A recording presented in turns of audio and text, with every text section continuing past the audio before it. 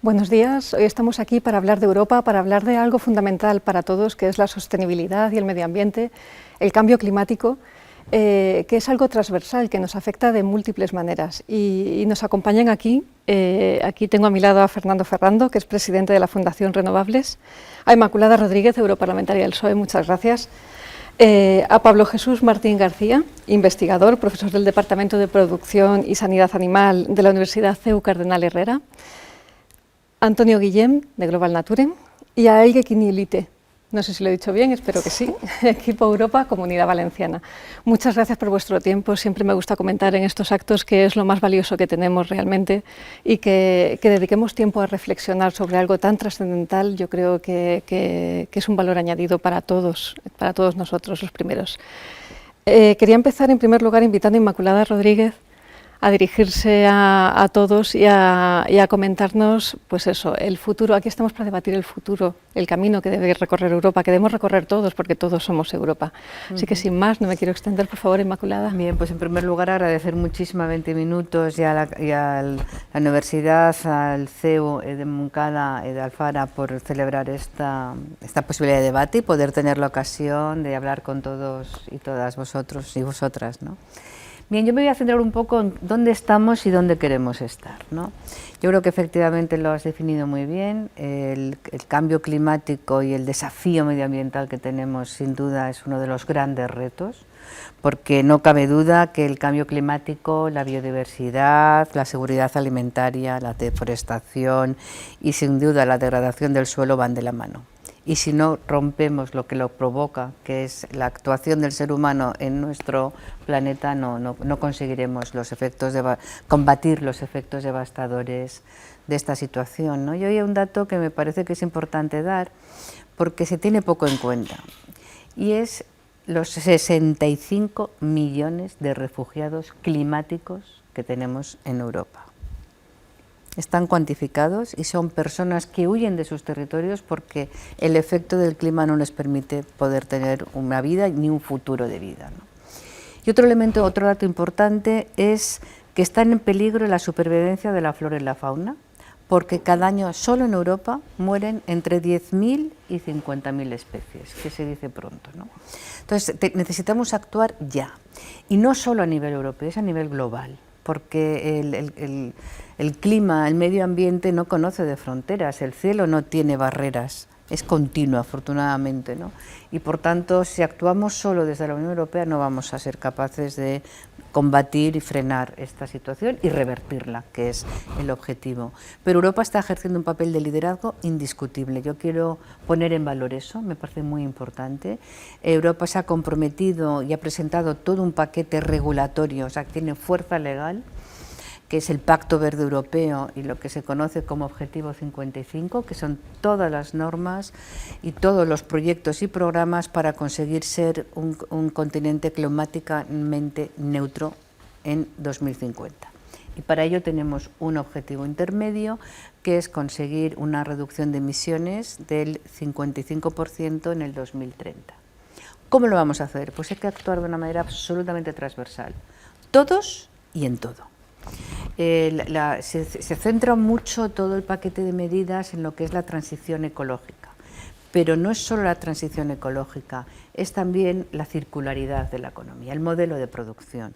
No podemos producir para consumir y tirar y desechar, sino que tenemos que dar el cambio a producir para conservar y aprovechar.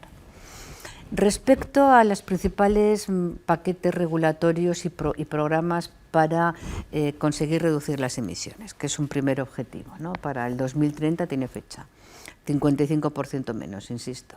¿Qué vamos a hacer? Por una parte están todo lo que es la reforma del mercado de derechos de emisión y la imposición de lo que se llama la tasa de carbono en frontera, para conseguir que aquellos productos procedentes de países que no tienen en cuenta la lucha contra el cambio climático no entren al mismo nivel que nuestros productos europeos, que tienen unos costes adicionales por esa sostenibilidad que buscamos, ¿no? El cambio climático es caro, pero no actuar es mucho más caro aún. Entonces, la tasa de carbono, de ajuste de carbono en frontera, tiene que ser sujeta a la normativa que impone la Organización Mundial del Comercio para que no se considere que pueda ser una medida de barrera comercial y que pudiera ser tumbada por las instituciones del comercio mundial. El otro elemento estratégico es cómo reducimos nuestras propias emisiones. Y ahí es fundamental la apuesta por la sostenibilidad en los edificios, la sostenibilidad energética, en los edificios sostenibles, diseñados para reducir el consumo y, por tanto, nuestra dependencia energética. Es fundamental también la reducción de emisiones en el transporte, que es el principal responsable de las emisiones. Yo estoy muy satisfecha de una noticia que hemos conocido hace muy poco, y es que Volkswagen ha decidido que la planta de gigafactoría de baterías se instale en el Parc Sagunt de nuestra comunidad, porque pone de manifiesto el compromiso que tenemos a todos los niveles, los agentes económicos, los agentes sociales, las empresas, los trabajadores. Esto va a tener un efecto arrastre impresionante, ¿no? Y es la apuesta estratégica por el vehículo eléctrico conectado, que es el único que va a poder emitir cero emisiones. Queda mucho por hacer, pero se ha acelerado muchísimo la política de inversiones y de innovación para impulsar esta estrategia, ¿no? Otro elemento que me parece también fundamental. ¿Puedo repetir?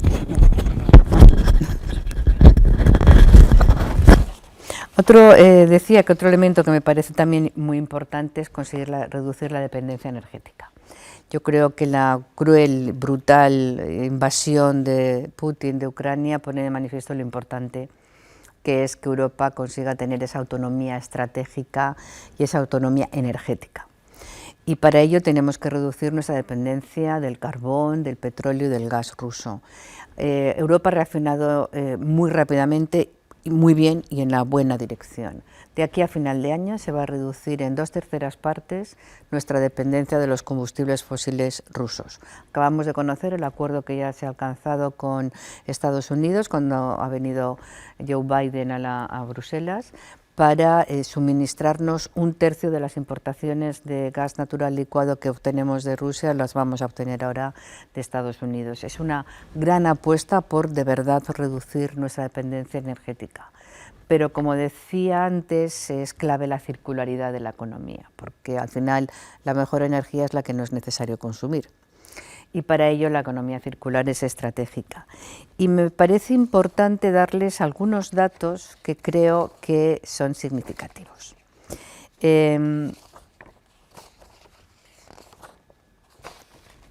Primero, solo en la Unión Europea se desperdician alrededor de 600 millones de toneladas de residuos al año, que podrían reinvertirse en el ciclo económico.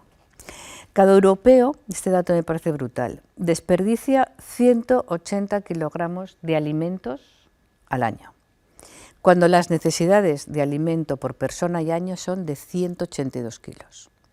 Este dato demuestra que si cada europeo consumiera los alimentos que necesita y donara los que adquiere de más, 500 millones de personas en el mundo dejarían de pasar hambre. Y ahora mismo hay 795 millones de personas que padecen hambre en el mundo. Depende de todos nosotros que esto cambie. Yo creo que estos son datos para reflexionar claramente, ¿no? Otro dato que me parece importante, el diseño de los productos que utilizamos todos y que ya no podemos vivir sin ellos, como son las tabletas. Estamos todos con las tabletas, como son los móviles, que los tenemos apagados, pero todos tenemos nuestros móviles, como son los ordenadores. Están diseñados para tener una vida útil de 3 años. Eso es absolutamente inaceptable. Quiero resaltar que en la Unión Europea ya hemos aprobado una directiva, ahora se tiene que transponer en todos los Estados miembros para impedir por ley que esto sea posible, para que no haya una fecha de caducidad en los productos. Esto es fundamental porque para poder fabricar estos elementos, estos productos, necesitamos unas materias primas que nosotros no tenemos. Las importamos fundamentalmente de Rusia y de China, de quien precisamente queremos reducir nuestra dependencia. y sin embargo hacemos que los productos duren menos, aumentando nuestra dependencia y además disminuyendo la dotación de estos recursos que son finitos. Con lo cual tenemos necesariamente que cambiar esta forma de producir y tenemos que ir a la economía circular. Y ese es el paquete en el que me voy a centrar brevemente, en cuáles son los objetivos que ha puesto Europa en la nueva directiva sobre, no es directiva, es un paquete de economía circular. Bien, pues los principales objetivos son alcanzar la reducción de los residuos alimentarios del 30% en 2025 y del 70% en 2030.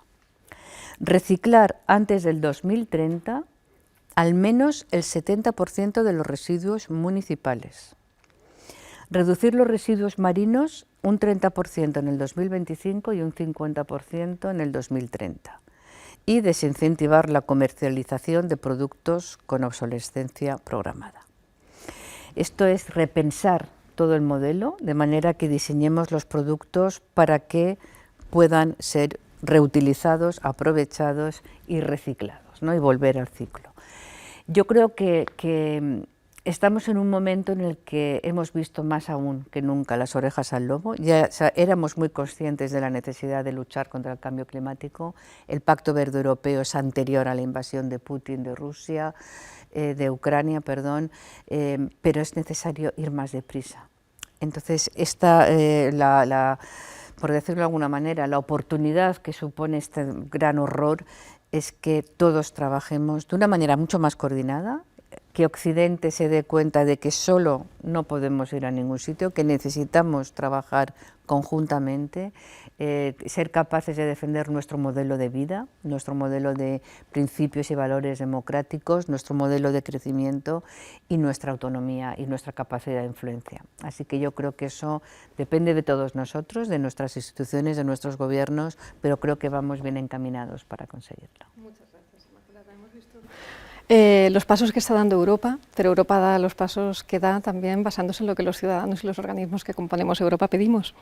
Y por eso me gustaría ahora conocer brevemente las propuestas que habéis traído para que Europa vaya en esa dirección y luego lo podamos debatir. Entonces, brevemente, Pablo, por favor, ¿podrías contarnos qué propones? Sí. Bueno, en primer lugar agradecer la oportunidad, en principio, de invitarme aquí y, bueno, sobre todo también de hacer este tipo de iniciativas que vamos un poco todos en la misma dirección de esa Europa un poco más verde, ¿no?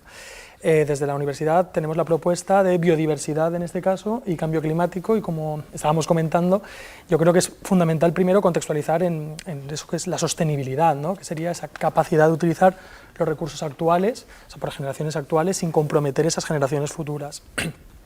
Ese enfoque es económico, es social y sobre todo también es medioambiental.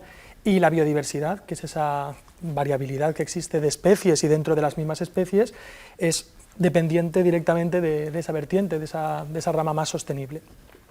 Ese cambio climático que estamos comentando choca de lleno, ¿no? Porque son esos cambios, alteraciones en los patrones de las temperaturas y de las precipitaciones, choca con muchísimas cosas, como hemos comentado y comentaremos, pero entra de lleno también con la biodiversidad, porque bueno, los animales y las plantas tienen cierta capacidad de adaptación. Por ejemplo, los animales que viven en sitios más fríos tienen hocicos más cortos, orejas más pequeñitas, disminuyen la superficie aumentando el volumen para evitar esa pérdida de calor.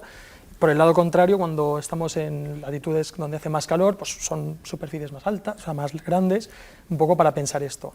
Entonces, los animales y las plantas, en general la vida, tiene cierta capacidad de adaptación, pero estamos comprobando desde la comunidad científica que necesitan muchísimo más tiempo para realizar esas adaptaciones que lo rápido que está yendo el cambio climático.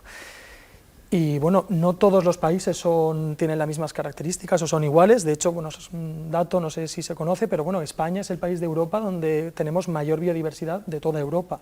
Primero en número de mamíferos, en número de reptiles, y somos el tercero en temas de aves y también de peces, ¿vale? Esto viene un poco porque nosotros tenemos un ecosistema, el ecosistema mediterráneo, típico nuestro, que bueno, está principalmente en la cuenca del Mediterráneo, aunque no es el único lugar, y realmente es lo que se conoce en biodiversidad como un hotspot. Es un punto donde tenemos muchísima biodiversidad para la poquita superficie que tenemos. Y bueno, no todos los ecosistemas tienen son igual de susceptibles al cambio climático. Concretamente, el Mediterráneo, hay estudios que dicen que es uno de los que más, o el que tiene más peligro. Hay estimaciones que aseguran que el aumento de 1,8 grados centígrados provocaría la disminución del 60% de la superficie total que tenemos del ecosistema y un 80% del total de especies, que estábamos comentando que, pues eso, que es uno de los problemas. De hecho, España concretamente es el país europeo donde hay más especies en la lista roja de especies, o sea, en peligro de extinción, que por lo tanto yo entiendo que tiene que ir un poquito más en esa dirección. ¿Por qué es importante, ¿no? ¿Por qué es importante en este caso esa sostenibilidad o esa protección de la biodiversidad? Bueno, tenemos que entender que al fin y al cabo la biodiversidad forma parte de un ecosistema y un ecosistema es un equilibrio. Cuando nosotros quitamos una parte del equilibrio no sabemos muy bien cómo va a repercutir. De hecho, hay un documental y aparte unos estudios que a mí me parecen muy interesantes de Yellowstone, en este caso, de los efectos de la reintroducción de los lobos y cómo cambiaron el curso de los ríos. Que tú dices, pero bueno, ¿cómo puede ser, no? que los lobos, al introducir lobos, cambien el volumen de agua que hay en los ríos y demás? Luego se explica por el tema de los herbívoros, ese control que hacen de las poblaciones, pero claro, con retrospectiva es fácil, pero la previsión es muy complicada. Desde enfermedades, ¿vale? Pasaríamos por todo esto, y luego también porque realmente son recursos económicos relacionados con, por ejemplo, la alimentación, o incluso también el ecoturismo. Si pues estamos diciendo que España, ¿no?, es el país de Europa donde hay más biodiversidad, pues a lo mejor, ahora que está un poco en auge, pues también se puede tratar de impulsar ese tipo de medidas que van un poco en lo mismo. Y bueno, y sobre todo también pues por la definición de sostenibilidad, ¿no? Porque al fin y al cabo pues, nuestros hijos, sobrinos y demás también deberían de poder tener el placer de poder ver un lince ibérico, no sé, o cualquier especie emblemática que tenemos. ¿Qué margen de mejora tenemos, ¿no? O sea, sí que es verdad que los que trabajamos en biodiversidad normalmente pues, somos bastante pesimistas, pero porque yo creo que tenemos que tratar de cambiar lo que es, digamos, lo importante, pero que sí que tiene arreglos. Así que es verdad que los impactos ambientales relacionados con la pérdida de biodiversidad son lo que se conocen como irreversibles, o sea, no hay vuelta atrás. Nosotros no podemos con la tecnología actual tirar para atrás y recuperar especies que se extingan. Pero eso no quiere decir que no tengamos mejoras. Estamos hablando precisamente de que podemos frenar ese avance, incluso revertir esa situación. Yo creo que tenemos que dotar de esa resiliencia a los ecosistemas y adaptarlo al cambio climático. O sea, primero frenar, como estábamos comentando, el cambio climático y también dotar a los ecosistemas de esa capacidad.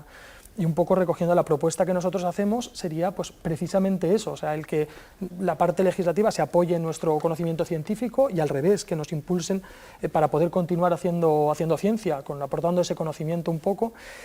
Y también tenemos la idea un poco de que esos conocimientos no solamente queden en lo que es la parte de ciencia, sino que calen en la sociedad, porque al fin y al cabo es una cuestión de todos los ciudadanos, como estamos diciendo, no solo de Europa, sino en general del mundo, y tenemos que ser conscientes de pues, un poco lo que tenemos, que apreciarlo a través de esa difusión y divulgación científica, y que todos pues, tengamos el cariño a nuestros ecosistemas y pues, queramos frenar ese avance del cambio climático y otras amenazas. Así que eso sería un poco. Muchas gracias, Pablo. Nada. Dije que era transversal y desde luego ya lo estamos viendo con las dos primeras intervenciones y lo vamos a seguir viendo. Fernando, Fundación Renovables nos trae unas propuestas muy concretas. Si bueno, nos haces primero, partícipes. Agradecer a 20 Minutos y a la universidad el poder compartir estos momentos con todos vosotros. Y nuestra propuesta intenta recuperar las ideas de Jean-Jacques Rousseau en el contrato social y proponemos un contrato social de la energía en el que estamos trabajando, fundamentalmente porque necesitamos poner en valor la componente del común, la componente de la generalidad. Y cuando hablamos de energía, tendemos a hablar de la energía no desde un derecho innato a su uso o de un bien de primera necesidad, sino de un producto financiero de un valor económico. De hecho, incluso lo hemos visto como la aceleración que se produce por parte de la Comisión Europea el 5 de marzo de medidas de fomento de las energías renovables y la eficiencia, se produce por la crisis provocada de la dependencia energética con respecto a los productos procedentes de Rusia. Y este yo creo que es un punto tremendamente importante. Cuando estamos hablando de energía, estamos hablando que en un país como el nuestro hay más de un 10% de la población que está en pobreza energética. Cuando estamos hablando de energía, estamos hablando de que no sabemos por qué pagamos el precio de la energía en función de los costes que los origina. Cuando hablamos de energía, como antes se decía, es la causa mayor de la emergencia climática en la que estamos hablando. Y ese contrato social de la energía lo que pretende es poner en valor la voluntad general. Yo muchas veces cuando veo los planes de avance de las renovables y de la eficiencia, acabo viendo lobbies detrás. A mí cuando decimos vamos a cambiar el gas de Rusia por gas de Estados Unidos, y nadie ha dicho que el gas de Estados Unidos es fracking, que nuestra ley de cambio climático prohíbe de la extracción mediante fracking del gas. ¿Dónde está esa doble moral? Que nos vale para consumir, pero no nos vale para producirlo. Y por eso apostamos por la electricidad, y apostamos por la electricidad primero porque se incardina con ese contrato social. Ya lo decía la Directiva de Renovables del año 2018, en el cual yo, consumidor, tengo derecho a comprar, a vender, a generar y almacenar energía eléctrica. Es romper el sistema, es que el valor general esté por encima del valor particular, como Rousseau nos decía hace 260 años. Y yo creo que esto es importante y la electricidad lo tiene. Primero, porque es el procedimiento más eficiente para cubrir nuestras necesidades. Segundo, porque la forma más barata de generar electricidad es con renovables. Tercero, y algo muy importante, consumir electricidad es emisiones cero en consumo. Obviamente, si yo la genero con carbón, con gas o con nuclear, voy a trasladar el problema del patio de atrás al campo o a una zona apartada. Y luego yo creo que hay un punto tremendamente importante. La tecnología, la disrupción tecnológica ha permitido que yo pueda producir mi propia electricidad a través del autoconsumo. Y esa ganancia de autonomía es lo que está detrás de ese contrato social de la energía. La energía es lo suficientemente importante para que no sea una actividad exclusivamente privada, sino que sea un bien común que entre todos debemos sacarlo. Cuando el comisario de Exteriores Borrell decía y nos recomendaba, bajen ustedes 1 grado en el termostato, que estamos en guerra. Señor Borrell, lo tendríamos que haber bajado antes de que se hubiera producido la cruel invasión de Ucrania. La eficiencia, el comportamiento responsable de todos nosotros, no solamente es en tiempo de guerra, debe ser en tiempo de paz.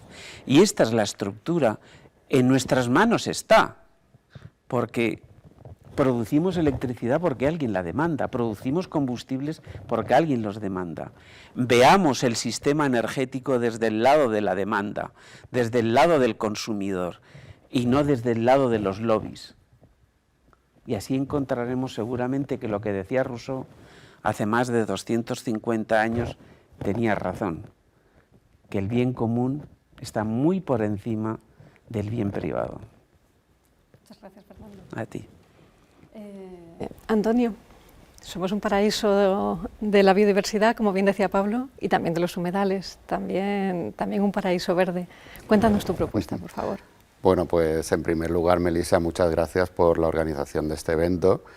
Y sí, la Fundación Global Nature somos una entidad sin ánimo de lucro que trabajamos, pues como bien dices, en la conservación de la naturaleza y especialmente los humedales son una línea de trabajo que llevamos manteniendo desde el origen de la Fundación. Y bueno, y que para poder llevar todo esto a cabo nos nutrimos de fondos europeos principalmente, ¿no? La Fundación trabaja con financiación de la Comisión Europea, de los fondos LIFE. Y bueno, desde hace mucho tiempo ya nos dimos cuenta que bueno, pues que la biodiversidad estaba cambiando, ¿no? O sea, que como ha dicho Pablo, pues tenemos una pérdida muy alta ya no solo en grandes animales o en grandes plantas, sino que en pequeños insectos esta pérdida va en una escala muy, muy rápida, ¿no? Entonces, bueno, pues desde la Fundación pensamos que, bueno, pues que ya que ha sido el hombre el causante de esta aceleración del cambio climático, también podemos aportar nuestro granito de arena en combatirlo, ¿no? en luchar contra este cambio climático. Entonces, pues bueno, nosotros lo que proponemos es que se propongan, pues ya hemos hablado de medidas, ¿no? de reducción de emisiones, y proponemos que estas medidas pues que sean a gran escala, ¿no? Que sean ya, como ya hemos dicho que ya llegamos tarde. Entonces, pues bueno, aprovechemos esta situación de crisis en la que nos encontramos y sigamos las directivas europeas y que, pues bueno, que todos arrimemos un poco el hombro, ¿no?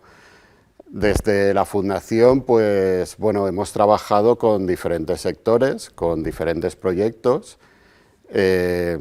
Trabajamos hace tiempo en un proyecto de el LIFE Las Rozas por el Clima, en el que se dieron formación para, bueno, pues para reducir emisiones de los vehículos, que es dentro de las ciudades pues la principal fuente de emisiones, ¿no? Entonces, incluso a los taxistas, a ciudadanos, pues se dieron cursos gratuitos de formación, ¿no? Dentro de otro paquete de acciones. Y esto mismo se replicó con otro proyecto en el campo para, pues bueno, pues para dar formación y ver de qué forma se podían reducir las emisiones en explotaciones agropecuarias, ¿no? Esto, bueno, pues ha dado lugar a diferentes herramientas, que, bueno, pues con toda la base de datos climáticos que tenemos, pueden crear modelos a futuro y de esta forma pues hablar un lenguaje común con la gente de a pie, ¿no? Normalmente, pues bueno, todos los mensajes de cambio climático son catastrofistas y muchas veces pues el agricultor o el ciudadano de a pie no quiere escucharlo porque dice, bueno, yo es que hay veces que ni entiendo gráficas de estas que ponen, pero que seguro que son malas, ¿no? Entonces, pues bueno, hablar un lenguaje común directamente con el ciudadano de a pie, pues creemos que es una herramienta fundamental, ¿no? Para que todos podamos arrimar el hombro, como estaba diciendo, ¿no?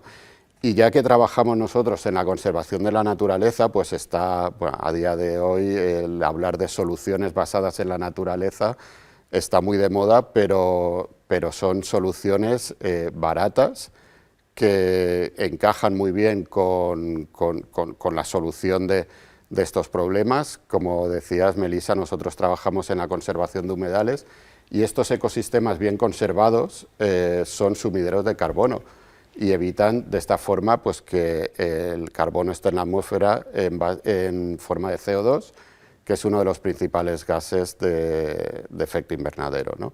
Entonces, pues bueno, tenemos el Life Wetlands for Climate, que trata de gestionar todos estos ecosistemas como sumideros de carbono al mismo tiempo que potenciamos la biodiversidad en ellos, ¿no?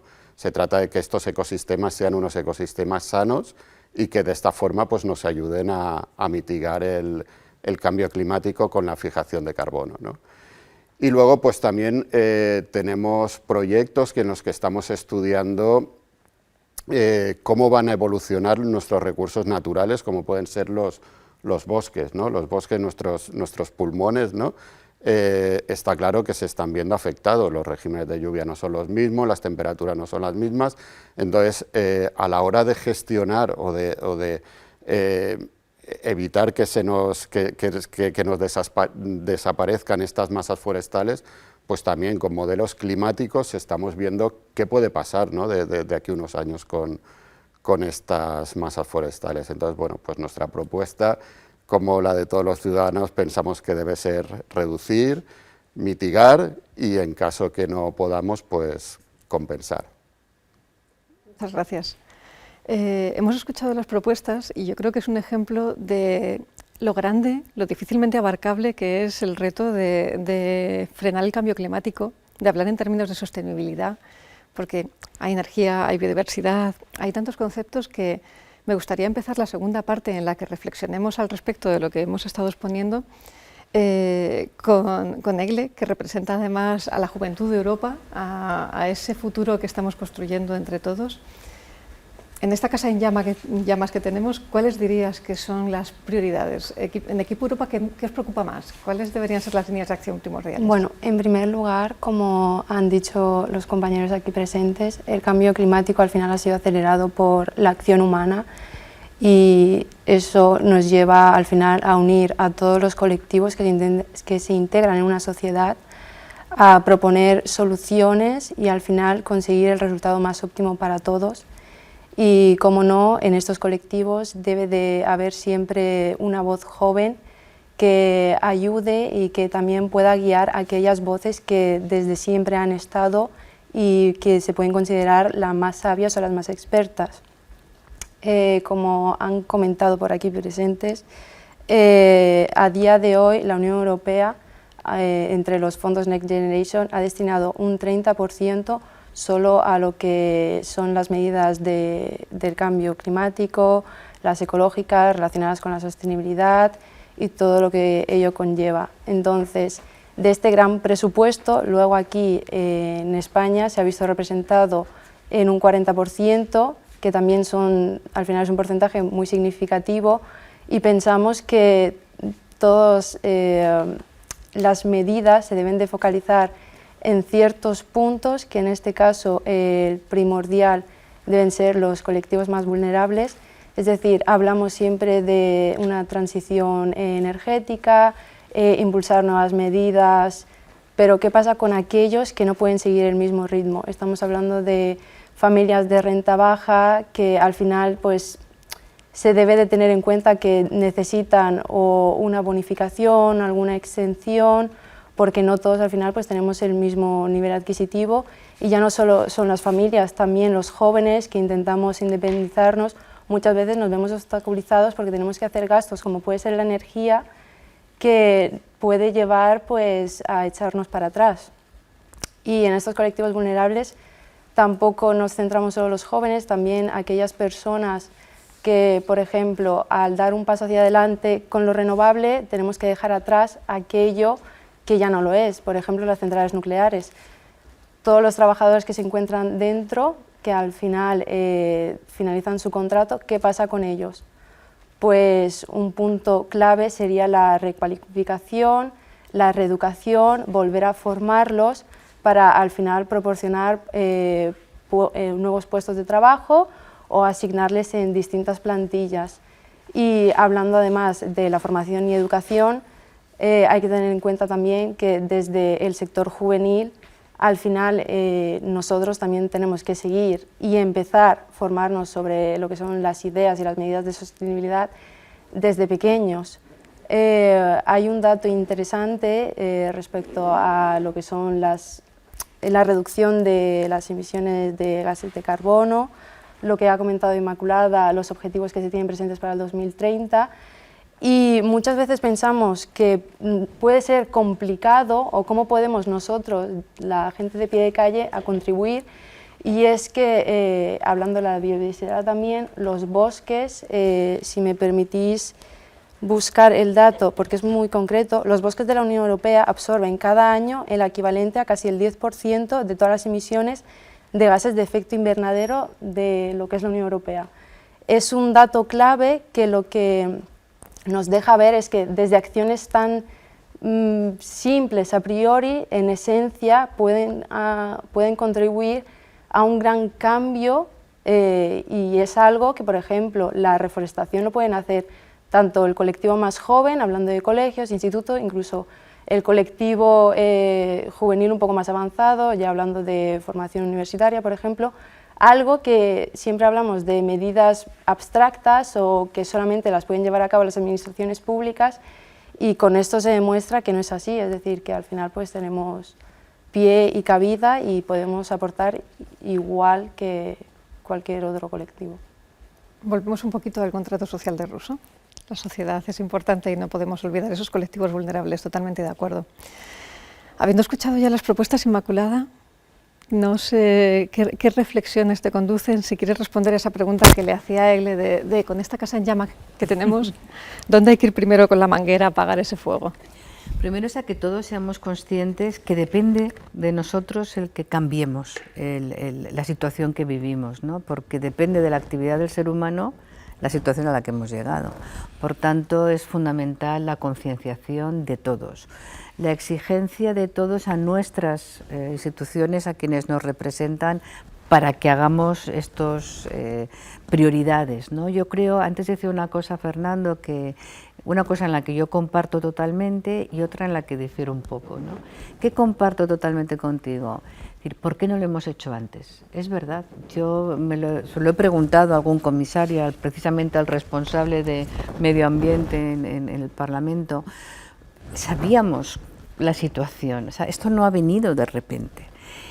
¿Por qué hemos sido tan lentos? Bueno, yo creo que lo importante, eso no lo podemos cambiar, desgraciadamente. Lo que sí podemos cambiar es el ritmo que lo vamos a hacer a partir de ahora. Yo creo que, como antes decía, ya nos habíamos dado cuenta, porque el Pacto Verde Europeo y el paquete del Objetivo 55 está aprobado desde el 2020, o sea, bastante antes de la invasión de Putin, pero esto lo que hace es acelerarlo, ¿no?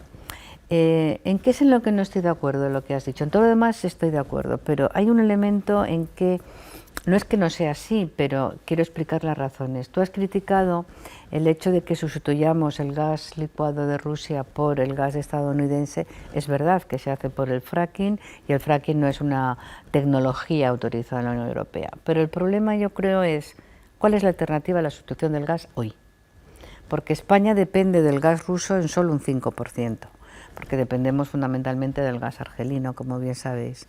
Pero es que los países del norte de Europa dependen 100% del gas ruso. Y no pueden permitirse el lujo de no tener gas. La alternativa, ¿cuál es? O tenemos, que no tenemos todavía, pero estoy segura que lo tendremos, los gasoductos para que España pueda ser un hub de gas y lo podamos exportar al resto de la Unión. O seguimos comprándole gas a Rusia. Si seguimos comprándole gas a Rusia, les vamos a tener que seguir financiando las barbaridades que están haciendo. Entonces, no había muchas alternativas a corto plazo, precisamente porque se ha desarrollado poco toda nuestra capacidad en energías renovables.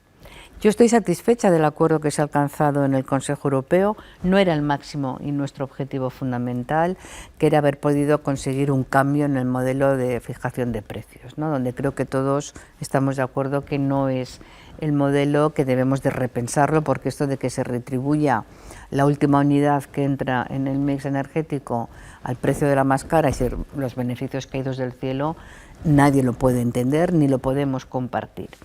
Pero para cambiarlo tenemos que ponernos de acuerdo 27 Estados miembros. Bueno, yo creo que la actuación del presidente del Gobierno y el levantarse en un momento de la mesa ha permitido llegar a una posición en la cual se reconoce la situación específica de España y Portugal, que somos, es verdad, una isla energética desde siempre, porque entre otras cosas no hemos conseguido tener las infraestructuras de conexión que Francia debía haber permitido y no ha permitido. Y en esto yo quiero señalar que Europa no tiene la competencia para exigirle a Francia que lo haga. Yo he tenido muchos debates, yo y muchos compañeros míos, con la comisaria de Transporte, pidiéndole que se acaben con estos cuellos de botella, que son en infraestructura energética, pero también ferroviaria. Nosotros necesitamos un corredor mediterráneo, no que se quede en la frontera, sino que siga. Y si Francia no hace lo que tiene que hacer en la conexión de frontera y 14 kilómetros más adentro, los trenes tienen que seguir haciendo el acoplamiento de ancho de vía, ¿no? Quiero decir con esto que Europa siempre avanza cuando hay crisis, desgraciadamente. Pero en estas crisis ha avanzado de la manera más rápida y mejor posible, porque no nos olvidemos que ahora se acaban de cumplir 2 años de la pandemia y ya tenemos tercera dosis de vacuna puesta, vacuna que se va adaptando a los diferentes variantes que adquiere el bicho, la COVID, y que podemos estar seguros de que podemos protegernos, ¿no? Nos queda mucho por hacer porque la COVID no la superaremos hasta que todo el planeta sea capaz de estar protegido y no lo está. Ahora tenemos que conseguir que la vacunación sea global, ¿no? Pero Europa ha estado ahí y es la que más vacunas ha donado y es la que más está haciendo por esa solidaridad. Pero ahora con la brutal invasión de Putin también ha respondido rápido, ¿no? Y Europa necesita ser mucho más Europa, mucho más federal. Tenemos que tener una Europa, una unión energética. Hemos conseguido una unión de mercado, no completa ni perfecta, pero tenemos un mercado interior único. Pero hemos conseguido una unión relativamente sanitaria que hemos de consolidar, pero necesitamos una unión energética, necesitamos una unión de seguridad y defensa, necesitamos de verdad actuar como un gobierno que puede tomar decisiones de una manera ágil y eficiente. Creo que todos sabemos que la solución está en Europa. Europa, si no actuamos juntos, ningún Estado miembro por sí solo puede resolver los grandes retos que tenemos. A mí me ha alegrado oír, Antonio, que los programas que estáis haciendo, que son fundamentales, salvar nuestros humedales, protegerlos y desarrollarlos, están siendo financiados por Europa. ¿Cuántos programas y proyectos no podrían tener lugar si no fuera por Europa? ¿Cuántas universidades, cuántos jóvenes estudiando podríais estar haciéndolo sin los fondos europeos? Pero necesitamos más Europa. Así que todo lo que sirva para unirnos en esa Europa que defendemos y que hagamos que sea más eficiente, creo que es la que nos va a ayudar a resolver todos los grandes retos que tenemos. Por alusiones. Bueno, aquí hay dos grandes niveles, geoestratégico y el de la calle. En el geoestratégico tampoco me gustaría entrar elemento por elemento, porque creo que la verdad, o al menos la ética, no se puede perder si el origen, estamos un poco como cuando decían no al carbón, pero sí al carbón, pero no al carbón de sangre. Oiga, puntualicemos qué significa cada uno de los elementos. Por supuesto, en la fundación a la que represento, que es una fundación independiente, que no hay empresas detrás por estatutos ni nada por el estilo, somos personas. Cuando yo escucho que España tiene como aliciente el convertirse en el hub de gas, me preocupa muchísimo, porque es apostar por un pasado que ya fue. Apostar por tecnologías contaminantes, apostar por el tráfico de barcos, apostar por, en cierta manera, un combustible que tarde o temprano va a tener que desaparecer. De la misma forma que me preocupa que en estos momentos haya una corriente cada vez más fuerte en algunos países, Bélgica, Francia, de intento del blanqueo de la energía nuclear. Y cuando hablamos de geoestrategia y hemos identificado cuál es la solución y el problema y decimos, ¿y por qué no avanzamos más deprisa? Porque avanzar más deprisa supone que las grandes empresas tengan activos ficticios en el balance porque van a dejar de funcionar. Y volvemos otra vez al contrato social, al valor de las cosas, al valor general, al valor del bien común. Y este es un punto que no nos podemos olvidar. Que el futuro es renovable, es claro, que la velocidad no la marca, la sociedad también es claro, porque no nos olvidemos, yo puedo producir electricidad, y lo hemos visto en las últimas subastas, con energías renovables a 4 veces en época de paz de lo que puede producir la nuclear, o a 10 veces o 20 veces lo que se está produciendo con gas. A mí me ha preocupado muchísimo la insolidaridad de algunos países en esta discusión de la última cumbre, en la cual yo, como ingeniero, no entiendo cómo, si las renovables deben sustituir al gas, es el gas quien fija el precio para las propias renovables. Es quién mece la cuna. Y en este punto creo que todos tenemos que tener muy claro que lo que no es positivo ni para el medio ambiente ni para nosotros hay que erradicarlo a la mayor velocidad posible. Y me gustaría bajar, porque antes hemos hablado de las familias vulnerables. Nosotros llevamos proponiendo un consumo vital energético garantizado, igual que tenemos un ingreso básico, ¿eh? Y lo que no podemos hacer es estar renovando un bono social energético o térmico que conlleva, afortunadamente, gracias a los servicios sociales de los ayuntamientos, una componente de pérdida de dignidad en aquel que lo tiene que coger y no tener una tarifa social que diga, por debajo de 3 kilovatios, de 2,3 kilovatios, la electricidad hasta 2.000 kilovatios hora al año es gratis. Y alguien me puede decir, oiga, ¿y quién va a subvencionar esto? ¿El resto de consumidores? No sé si somos conscientes que el consumidor residencial está subvencionando a la industria en este país. Tenemos la tarifa eléctrica para el sector doméstico la segunda más cara de Europa y en cambio la tarifa industrial es la quinta de Europa más barata. Yo, consumidor doméstico, prefiero subvencionar con mi esfuerzo a quien lo necesite que hacer política industrial que no me corresponde como consumidor. Por eso yo creo que perdemos, cuando hablamos de energía, hablamos de grandes gaseoductos, de grandes próceres, ¿eh? Hoy se reunía el presidente de gobierno con el IBEX 35 y con las grandes empresas. No estaban los consumidores, no estaban los sindicatos, no estaba el tercer sector, no estaba la juventud, y tampoco estábamos los mayores. ¿Qué pasa? ¿Dónde está ese diálogo? Esto es lo que a mí me preocupa y por lo que nosotros como fundación hemos querido recuperar la filosofía del contrato social, porque es de todos nosotros, es voluntad general, no voluntad particular. Y desgraciadamente muchas veces nos olvidamos de la tarifa social para hablar de grandes infraestructuras, para hablar de un futuro majestático en el cual vamos a tener increíbles plantas. Y yo llevo pidiendo hace mucho tiempo que el autoconsumo, como pasa en Portugal, para debajo de un valor sea un electrodoméstico más. Resulta que yo me puedo colocar un horno de 3 kilovatios o un aparato de aire acondicionado de 7 kilovatios y para colocarme 1,5 kilovatios de autoconsumo tengo que presentar un proyecto, pedir licencia de obra, ir de rodillas hasta el próximo patrón y celebrar todas las fiestas. No pedimos dinero para cambiar el modelo energético, pedimos eliminación de barreras y pedimos grados de libertad.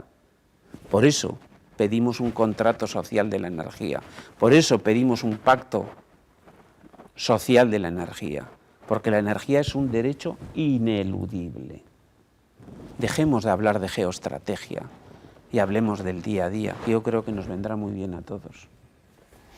En una cuestión de plazos entiendo también la dificultad para dar una respuesta inmediata, pero bueno, no querría tampoco que el debate, que nos queda muy poco tiempo por desgracia, nos diera la oportunidad de hablar de nuestros humedales, de nuestra biodiversidad y de la importancia que tiene el papel de la investigación para construir este futuro sostenible y este futuro que contrarreste el cambio climático. Entonces, Pablo, devolviéndote un poco en este sentido, ¿cuáles serían los principales retos, los objetivos a atacar todos en Europa? Y con todos me refiero, como bien decía Inmaculada, todos los que formamos parte de ella.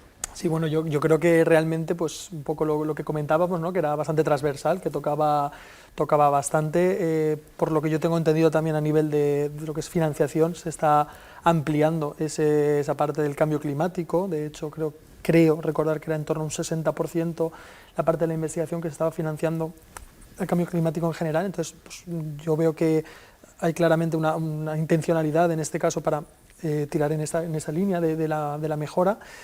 Y un poco pues lo que comentábamos, ¿no? También hemos hablado de un poco esa parte de los ciudadanos que sintamos todos, ¿no?, parte del conocimiento y eso se retroalimente.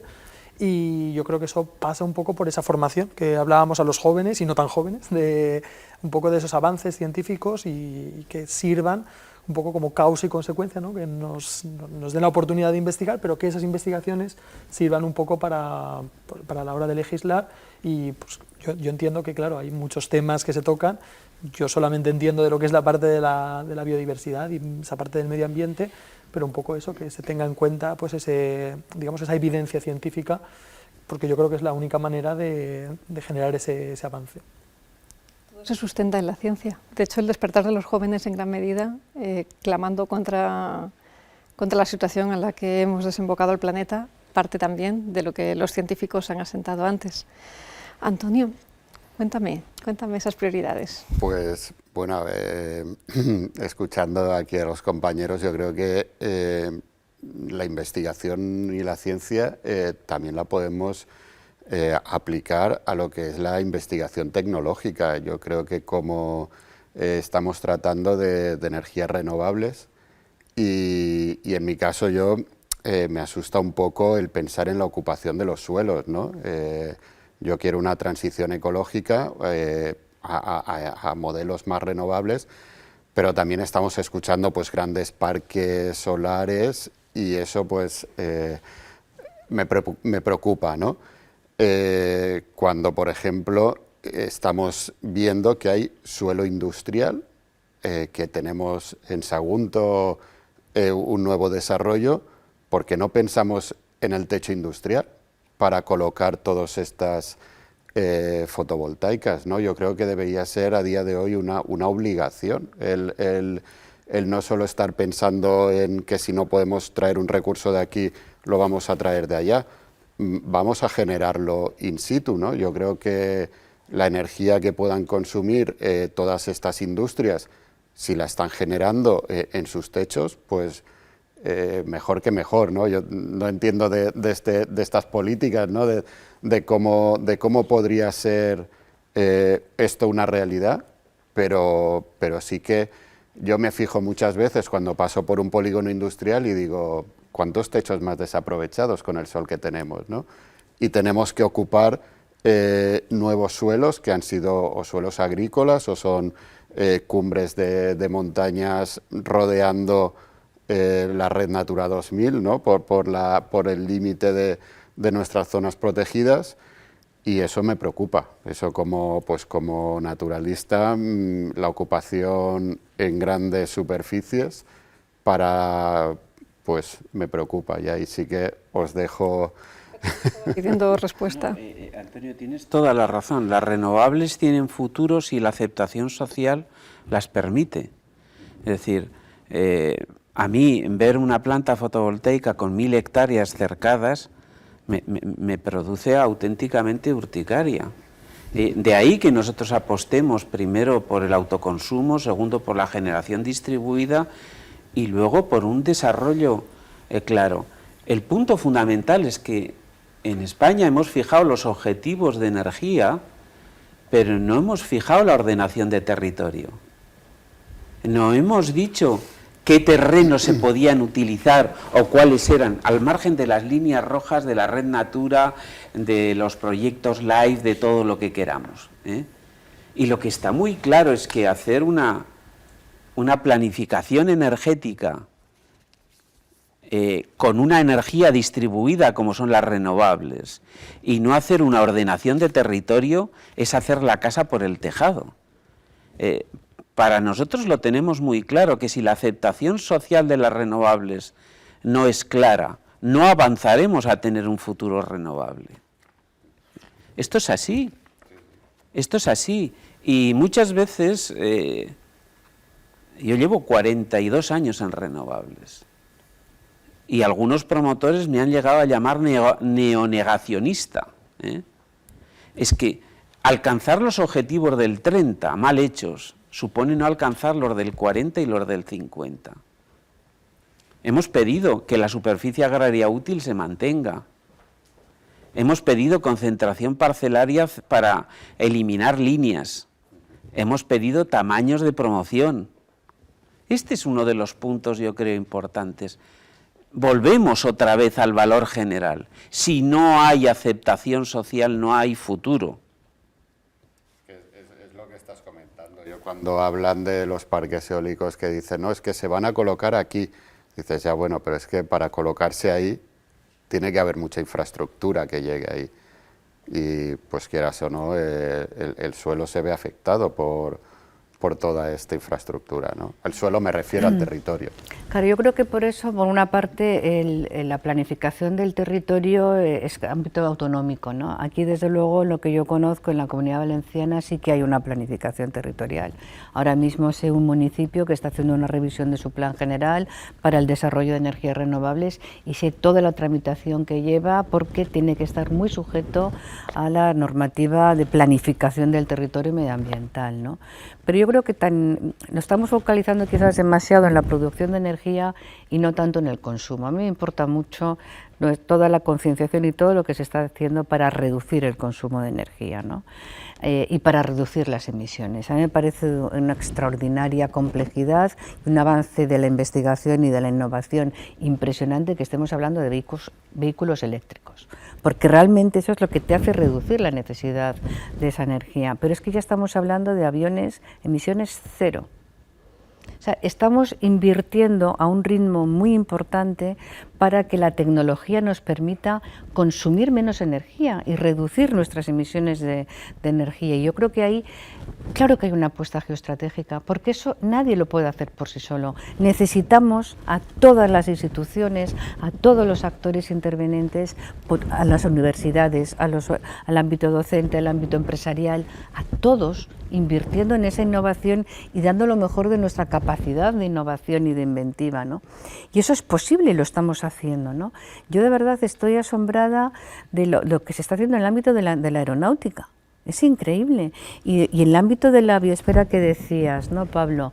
Pues mira, hay un plan de inversión previsto en sostenibilidad por parte de la Unión Europea en los próximos 7 años de 1 billón de euros, con un Banco Europeo de Inversiones Sostenibles, que es una derivación del Banco Europeo de Inversiones dedicado exclusivamente a financiar proyectos para la inversión sostenible. Y sin duda alguna las energías renovables son el futuro, pero no todos los países tienen esa opción, porque España afortunadamente tenemos muchas horas de sol y muchas horas de viento, pero cuando te vas a ver cuál es la capacidad de producción de energía eólica fotovoltaica en otros países del norte de Europa, pues no la tienen.